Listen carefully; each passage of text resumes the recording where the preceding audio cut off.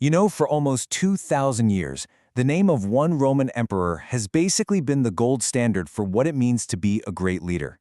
That emperor was Trajan. But was he really Rome's best emperor? Let's dig into his story and see what made him a legend, and what complicated truths are hiding just beneath the surface. So get this. For centuries after Trajan died, this was the official blessing the Roman Senate gave to any new emperor. I mean, just think about that for a second. They weren't just wishing him luck, they were saying, "We hope you can be as good as this guy." To be called better than Trajan was the absolute highest praise you could get. And this wasn't just some casual nickname either. The Senate made it official. They gave him the title Optimus Princeps, which literally means the best ruler. Now, other emperors had been called that informally, but Trajan was the only one to have it officially decreed, stamped onto coins, and carved into monuments all across the empire. Okay, so the big question is, how on earth do you become the benchmark for greatness for the next 300 years? What did Trajan actually do to build this incredible reputation? And maybe more importantly, does that heroic legacy really hold up when we take a closer look? Well, for starters, a huge part of Trajan's legacy is written in stone and mortar. He didn't just rule Rome, he completely transformed it. He launched these massive public works projects that were for the people, sure, but also for his own immortal glory. And the scale of what he built was just mind-blowing. We're talking about Trajan's Forum, the biggest in the entire city, all paid for with treasure from his wars. And right in the middle of it, the incredible Trajan's Column, which basically tells the story of his victories in a giant marble comic strip. He built what was pretty much the world's first shopping mall, Trajan's Market. He built a new aqueduct to bring fresh water to the city, rebuilt the gigantic Circus Maximus, and laid down new roads to connect Italy better. This wasn't just about looking good, it was empire-defining infrastructure. But Trajan's vision went beyond just buildings. He created something called the Alimenta. This was a massive state-funded welfare program. It was brilliant, actually. The government would give loans to landowners, and the interest from those loans was used to pay for food, money, and even education for poor children and orphans all over Italy. It was a revolutionary idea, an investment not just in monuments but in the next generation of Romans. Of course, grand buildings and social programs cost a ton of money, and Trajan had a very clear way of funding them: the spoils of war. So let's talk about the second pillar of his fame, his role as a brilliant and pretty ruthless military commander. Trajan's most famous military victory was the conquest of Dacia, which is in modern-day Romania. After an initial victory, the Dacian king, a guy named Decebalus, rebelled. So in 105 AD, Trajan went back, but this time with overwhelming force.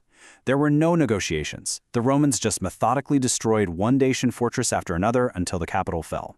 Decebalus, seeing no way out, took his own life rather than be paraded through Roman chains. And this is where we see the brutal reality behind all the glory. Victory came at an absolutely staggering human cost. Ancient historians claim that over 500,000 Dacians were enslaved and dragged back to Rome.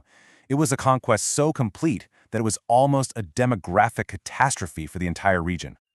But for Rome, this conquest made the empire fantastically wealthy.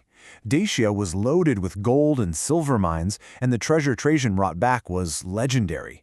It was this flood of cash that directly paid for his forum, his market, all the lavish games he threw for the public, and even helped fund the Alimenta. In Rome, public works and welfare were built on the back of foreign conquest. After conquering Dacia, Trajan's ambition just got bigger, and he pushed the empire to its absolute breaking point. And as we're about to see, this final push revealed some serious cracks in his government and showed the real cost of his relentless expansion. You know, the contrast between his two biggest wars tells the whole story. The Dacian War was a masterclass, a really tough fight, but a decisive victory that gave Rome a wealthy, lasting province. His final war against the Parthian Empire in the east, the complete opposite. It was a massive overreach. Sure, he captured their capital for a little while, but the territory was just too big, and Roman resources were stretched way too thin. The whole thing ended not with a triumph, but with huge revolts and what was called an enormous setback. His successor, Hadrian, took one look at the situation and basically abandoned the whole project. And his authoritarian style wasn't just for the battlefield. He created this new type of official called a corrector. Basically, their job was to march into supposedly self-governing cities, take over their finances, and make sure they weren't wasting money. It might sound practical, but it was a major power grab. He was overriding local freedom and concentrating more and more power in his own hands. So by the end of his life, the empire was really starting to fray at the edges. The war in Parthia had stalled out. A massive, incredibly violent revolt called the Kitos War broke out among Jewish communities across the eastern provinces. And right in the middle of all this chaos, Trajan's health finally gave out. He died on the way back to Rome, leaving behind an empire that was bigger than it had ever been, but also dangerously overstretched. So when you put it all together, the great builder, the provider for the poor, the brutal conqueror, and the autocrat, how has history made sense of the legacy of the best emperor? Well, for over 1,000 years, he was simply seen as the paragon, the perfect ruler. Christian writers in the Middle Ages loved him so much they actually made up a legend that a pope resurrected him just long enough to be baptized so his soul could go to heaven. But then, during the Enlightenment, thinkers like Edward Gibbon started to look at all the constant warfare and ask, was this really necessary? And today, historians see him in a much more complex light. An incredibly effective leader, for sure, but also an authoritarian whose greatest successes were built on a foundation of brutal conquest and centralized power. Which brings us right back to where we started. Better than Trajan. Now we can see how loaded that phrase really is. It's a wish for a new emperor to have his skill, his public generosity, his ability to command respect. But it's also a quiet challenge.